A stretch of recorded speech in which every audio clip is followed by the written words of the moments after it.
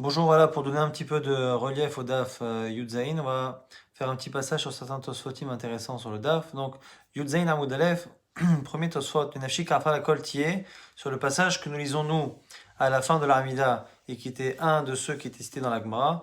On a dit que Vinim Kalelai Nafshi Tidom, fais en sorte que je me taise face à ceux qui me maudissent. Et après, on avait dit Nafshi Karfa la Kol Tiye, et que notre âme soit, que nous soyons finalement comme de la poussière face à tout le monde. Donc on avait deux manières de comprendre. Au niveau du pshat, ça a l'air d'être que c'est dans la lignée de ce qu'on vient de dire, c'est-à-dire que on ne répond pas à ceux qui nous insultent, qui nous maudissent, c'est que finalement on sait ne pas s'élever au-dessus des autres. Mais Tosot propose, Ma'afar et kabel kliya le'olam, ici que l'image de la poussière, c'est quelque chose qui finalement ne disparaît jamais. Et c'est une allusion à la bracha qu'a reçue Abraham Avinu, que sa descendance sera Karafar Aretz comme la poussière, qui ne disparaîtra jamais. Donc c'est pas ici un symbole de modestie vis-à-vis des autres, mais plutôt un symbole justement de l'éternité, d'une certaine manière, du Ham Israël. Le dernier Tosfot du Hamoud, on l'avait cité dans l'explication du DAF, justement pourquoi chez nous on nous dit que mieux vaut ne pas vivre que faire les choses chez l'Olishma, alors que par ailleurs on nous dit qu'il faut faire chez l'Olishma de manière intéressée pour arriver à le faire de manière intéressée. On avait distingué finalement qu'entre deux personnes qui n'ont pas une intention pure, il y a deux degrés d'une certaine manière de mauvaise intention. Il y a celle qui a une intention, on va dire, égoïste, personnelle. Celle-ci, à la limite, il mieux vaut faire avec une intention petite, mesquine, que ne rien faire. Et par contre, celui qui le fait avec une intention qui est néfaste, là, à ce moment-là, mieux vaut qu'il ne fasse rien, mieux vaut qu'il ne soit même pas né. On passe maintenant à Moudbet. Moudbet, les premiers Tosfoti m'expliquent pourquoi, dans les versets là-bas, qui nous parlent de Achitophel, de Gehazi, d'où on sait que finalement chaque verset vient nous expliquer et nous parler d'un cas particulier. Peretz, c'est une allusion à Achitophel parce que Paratz, il a fait une fracture dans la royauté de David Ameler. Tsevacha, c'est Gehazi, parce que là-bas, Gehazi, il a eu la maladie de la Tsaraat, et Tsevacha, ça donne une allusion à la Touma, à l'impureté, donc c'est pour ça que c'est une allusion à Gehazi. On passe maintenant au quatrième Tosot, très hymné Beshata. La Gemara avait dit que les non-juifs de Mata Marcia étaient pas des gens intelligents parce que même si deux fois par an il y a des réunions de Torah qui se font dans la ville, personne ne s'est jamais converti. Alors, selon Rashi et le début de Tosfot, on donne l'impression que c'est parce qu'il y a de grandes réunions, beaucoup de monde qui se réunissent, et donc d'une certaine manière, ça aurait dû les faire se poser des questions et écouter la Torah et donc se convertir. Mais dans Tosfot, Tosfot propose que ce soit peut-être Shema Nisa Itrachish Leu, peut-être qu'il y avait des miracles. Et il cite là-bas un livre de Rabbi Yehuda Bar Barzilai dans lequel il propose de dire que au moment des deux fêtes où on avait justement ces réunions-là, il y avait une colonne de feu qui descendait. Donc, deux manières de voir. Soit on s'attendait à ce que les non-juifs se convertissent simplement parce qu'il y a des réunions de Torah qui se font avec beaucoup de monde. Et donc c'est pour ça que c'est deux fois par an, parce qu'il n'y a que deux fêtes où il y avait beaucoup de monde et pas forcément pour Shavuot, soit à cause d'un miracle. Donc deux manières de voir la raison pour laquelle on s'attendrait à ce que certains non-juifs se convertissent.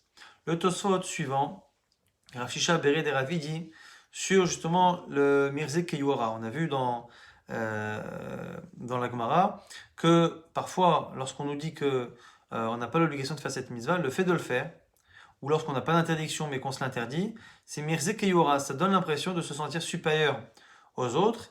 Et donc on a vu que selon certains avis, dans certains cas, ce serait quelque chose qu'il faut éviter. Nous dit Tosfot que la lacha est Rav Shechet, parce que c'est le dernier, et la lacha est comme Rabban Shimon ben Gamliel à l'origine, c'est-à-dire que quand on nous a dit qu'on est dispensé de faire le Kriyat Shema le soir de son mariage, eh bien, Rashbag dit on n'a pas le droit de se prendre pour Rabban Gamliel, de se prendre pour un chassid et de faire Kriyat Shema. Le commun des mortels se doit de ne pas faire le schéma. Pourquoi? Parce que s'il le fait, il donne l'impression qu'il est comme un Rabban Gamliel, que finalement il ne peut pas s'empêcher un jour de sa vie de prendre sur lui la royauté d'Hachem. Ce qui est intéressant dans Tosfot, c'est que Tosfot nous explique que à l'époque, ce qui est Mirze Keyuara, c'est de faire le schéma Israël, mais nous dit Tosfot, aujourd'hui c'est exactement l'inverse. Pourquoi? Parce que si aujourd'hui on donne l'impression que toute l'année on a la Kavana, parce qu'à l'époque les gens avaient de la Kavana toute l'année.